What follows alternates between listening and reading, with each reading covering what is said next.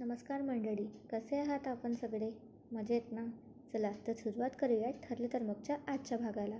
तर मित्रांनो, आजचा भाग सुरू होतो. प्रिया जोरात ओरडत अस्मिताला आवाज देत असते. त्यावर अस्मिता विचारते की काय झालंय. मागून पूर्णा आजी आणि कल्पनासुद्धा विचारतात, काय झालंय तन्वी? तेव्हा प्रिया तिच्या हातावरची गायब झालेली मेहंदी दाखवत म्हणते, हे बघा ना काय झालंय. सगळे बघतच राहतात. अस्मिता त्यावर म्हणते, अगं ती हातावरची मेहंदी कुठे गेली? प्रिया म्हणते, मला नाही माहीत आणि सध्या रंग पण नाही आला. त्यावर कल्पना म्हणते, अगं असं कसं झालं पण? मग पूर्णा आजी त्यावर बोलते, इतक्या वेळ मेहंदी हातावर ठेवली तरी रंग उमटला नाही आणि हे पहिल्यांदाच झालंय असं. त्यावर अस्मिता हसतच बोलते, आणि लग्नात नवरीच्या हातावर मेहंदी नाही हेही पहिल्यांदाच होणार आहे. त्यावर प्रिया चिडून अस्मिताला बोलते, अगं तू हसतेस काय? आणि सगळ्यांच्या हातावरची मेहंदी पाहून बोलते, तुमच्या हातावरची मेहंदी किती छान रंगली आहे. आणि पूर्णा आजीला बोलते, हा अपशकुन असतो ना पूर्णा आजी? त्यावर कल्पना बोलते, तन्वी उगाचच असं काहीतरी मनात आणू नकोस. अस्मिता आता प्रियाला म्हणते, तू ताव्यावर हात शेकतेस का? म्हणजे रंग चढेल त्यावर. पूर्णा आजी अस्मिताला दटावतच म्हणते, मेहंदी ओली असताना हे करायचं असतं, उगीच सल्ले असे देऊ नको. त्यावर अस्मिता हसतच बोलते, अय्या म्हणजे तन्वीचा हा चान्स पण गेला. आता प्रिया आणखी चिडून बोलते, त्या विद्याने भलतीच मेहंदी लावली आहे माझ्या हातावर. त्यावर उत्तर देत प्रतिमा म्हणते, अगं पण मेहंदी चांगली नसती तर ह्यांची पण रंगली नसती ना. त्यावर कल्पना बोलते, मेहंदीवर अजिबात पाणी लावायचं नसतं. अस्मिता त्यावर बोलते, आता काहीही कारण शोधली ना तरी अर्जुनचं तुझ्यावर प्रेम नाही हे खरं, आणि तुला अर्जुनचं मन जिंकायला अजून प्रयत्न करावा लागेल. प्रियाला आता आणखीच राग येतो आणि ती रागातच विद्यावरती आक्षेप घेत बोलते, हे सगळं तिच्यामुळे झालंय आणि तिने हे मुद्दाम केलंय. थांब मी बघतेच तिला, असं म्हणत प्रिया घराच्या बाहेर गार्डनमध्ये जात असते. सगळे अस्मितावर ओरडत असतात. अस्मिता तिच्या खोलीत जाते. पूर्णा आजी आणि कल्पना प्रियाची समजूत काढायला तिच्या मागे जातात. इकडे बाहेर रविराज विद्याला मेहंदी काढायचे पैसे देत असताना तिला म्हणतो की छान काढलीस हा मेहंदी तू. विद्या हसते, ते पैसे घेते आणि घरी जायला निघत असते. तितक्यातच प्रियाचा आवाज येतो, थांब, आणि रागात तिच्याकडे चालत येते. तिला जोरात एक कानावर छापड ठेवून देत प्रिया तिला म्हणते, काय केलंस तू? काय घातलं होतं माझ्या मेहंदीमध्ये? सगळे बघतच राहतात. हे बघून रविराज तिच्यावर ओरडतो, तन्वी.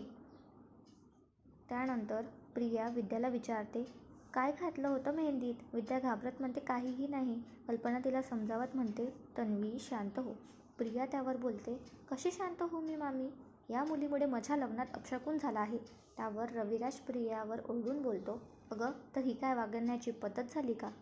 त्यावर प्रिया बोलते, काय करू मग बाबा मी? माझे हात बघा, माझी मेहंदीसुद्धा रंगली नाही आहे. या मुलीने मुद्दाम केलाय हे. विद्या रडतच मान हलवून नाही म्हणते. पूर्णा आजी समजावत बोलते, बाई काळजी करू नको आणि तुझ्या मनातले हे काढून टाक, अपशकुन वगैरे काही नाही होत. प्रिया तरीही शांत बसत नाही आणि विद्याला सारखे सारखे प्रश्न विचारत असते, का नाही रंगली माझी मेहंदी? बोल, काय लावलंय दिसतं तू माझ्या हाताला? विद्या रडतच बोलते, नाही हो, माझी नेहमीची मेहंदी आहे ही, दरवेळेस खूप छान रंगते. बघा आजी आणि मावशींची मेहंदी किती छान रंगली. प्रिया त्यावर विद्याला म्हणते, गप्प बस, तुझ्यामुळे माझ्या लग्नात काही विघ्न झालं तर?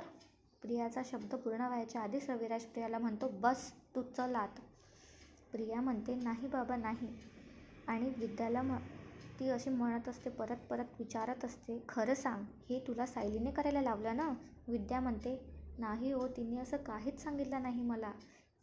काही जणांची मेहंदी नाही रंगत तशी तुमची पण रंगली नसेल.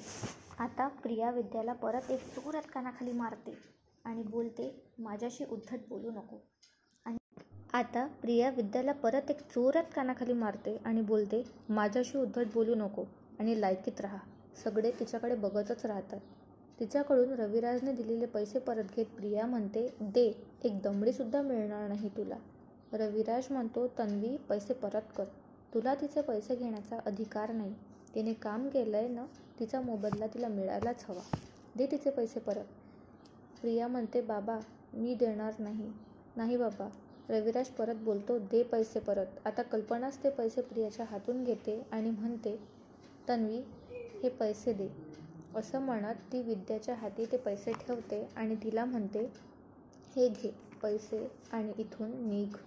प्रिया विद्याचा हात घेत ओढतच तिला धक्का देऊन लुटून देते.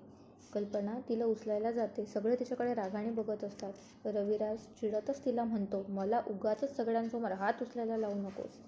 घरात तर सगळ्यांसमोर तमाशे करत होती, आता सासरच्या मंडळीसमोर पण. असं म्हणत रविराज त्याचा हात पकडून ओरडतच, आत चल तू, असं म्हणत प्रियाला घरात नेतो. आता बाहेर पूर्णा आजी विद्याला म्हणते, सॉरी ग. कल्पना विद्याला बोलते, सॉरी. जा बाळा जा, घरी जा तू. रडतच तिथून विद्या निघून जाते.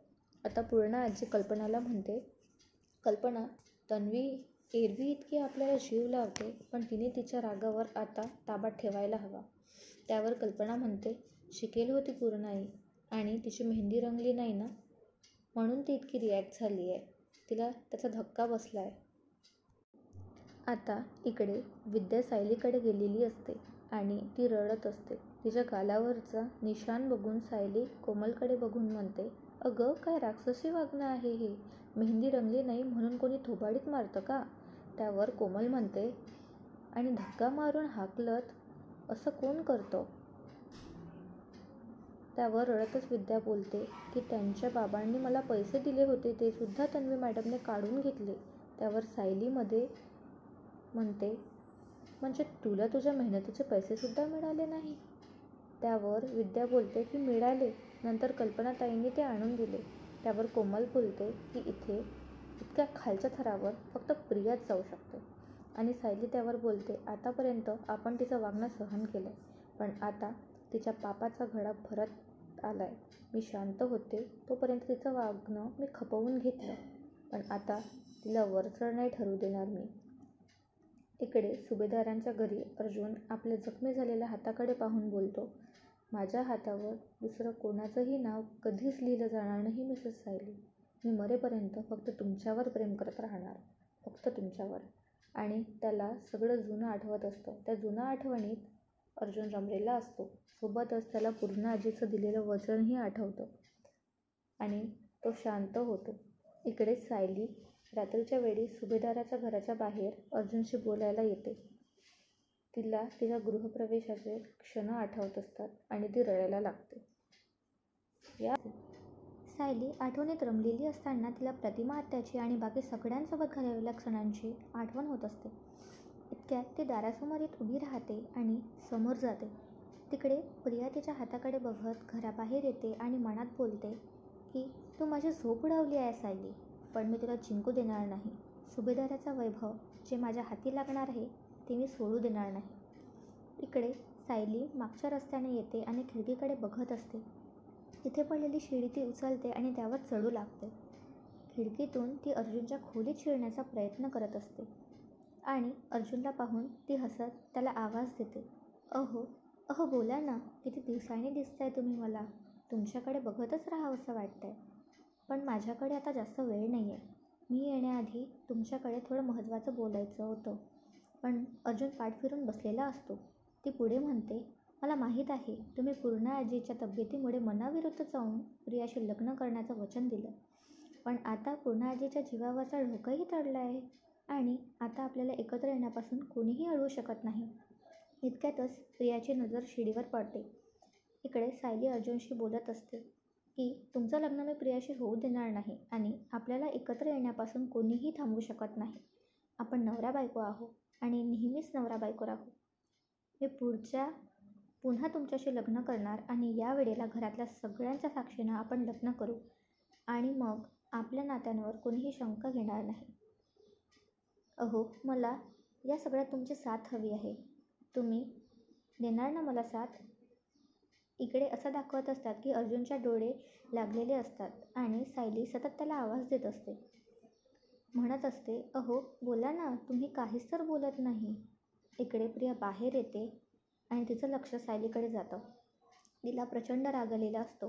ती ओरडतच बोलते, सायली, आणि सायली शिडीवर चढलेली असते. तर त्या शिडीला प्रिया जोराजोराने हलवायला लागते. तिला खाली पाडण्याचा प्रयत्न करते.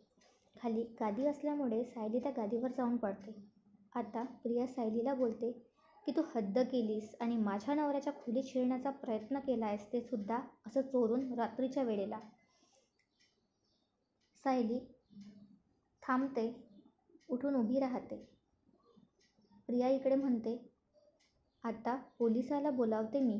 त्यावर सायली म्हणते की बरं, तू करते पोलिसांना फोन की मी करू? आणि काय सांगतं पोलिसांना की मी माझ्याच घरात शिरण्याचा प्रयत्न करत होती? हा गुन्हा आहे का?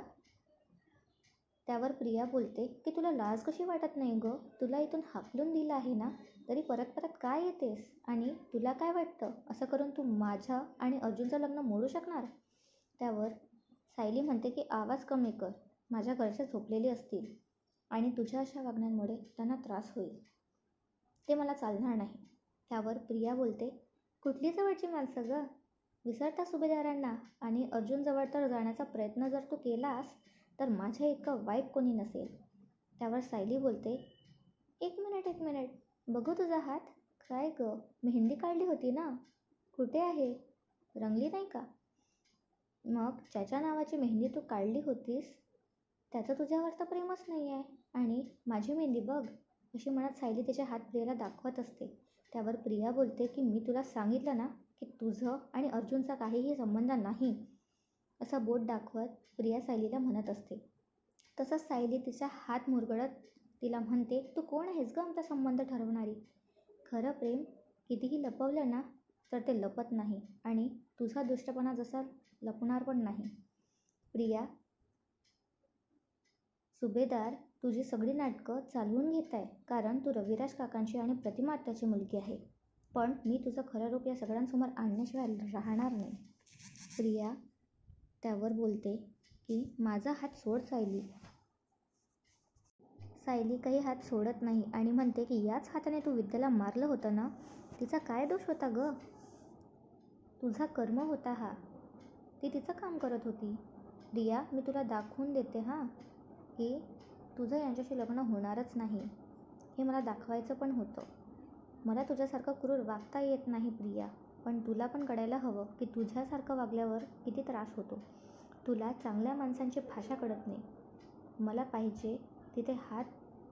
आत्ताच्या आत्ता इथून निघ आणि परत माझ्याबरोबर माझ्या घरी येऊ नकोस. माझ्या बरोबरी करायला येऊ नकोस, कारण तू कधीच जिंकणार नाहीस. त्यावर सायली म्हणते की अगं, हा लढा तुझा आणि माझा नाहीच आहे. हा लढा खरा आणि खोट्याचा आहे आणि शेवटी सत्यच जिंकणार, कारण सत्य म्हणजेच प्रेम आहे. असं म्हणत वर अर्जुनच्या खोलीकडे खिडकीतून सायली बघत असते आणि म्हणते तुम्ही काळजी करू नका अर्जुन सर, मी येते. इतकं म्हणतच सायली तिथून निघून जाते. मित्रांनो, पुढच्या भागात आपल्याला पाहायला मिळणार आहे प्रिया दुसऱ्या दिवशी सकाळी सगळ्यांसमोर बोलत असते की पूर्णा आजी आणि मामा मामी काल सायली इथे आली होती. चोरून अर्जुनच्या रूममध्ये शिरण्याचा ती प्रयत्न करत होती. इकडे चैतन्य सायलीला म्हणतो की सायली बहिणी, तू अर्जुनकडे गेली होती, घरी गेली होतीस, काय म्हणाला तो? त्यावर सायली म्हणते की मी जे जे ठरवलं ते मी सगळं त्यांना सांगितलं, पण ते खुर्चीवरच बसले होते, तसेच बसून राहिले, काहीच बोलले नाही माझ्याशी. इकडे विमल म्हणत असते अश्विन दादा, तुम्ही चला माझ्याबरोबर, अर्जुन दादाला खूप ताप आला आहे, ते खुर्चीतच बसून आहे. तर असा होता आजचा भाग. कसा वाटला मित्रांनो आजचा भाग मला कमेंट्स करून सांगा आणि पुढील अपडेट्स मिळवण्यासाठी माझ्या चॅनलला सबस्क्राईब करा. Thank you for watching.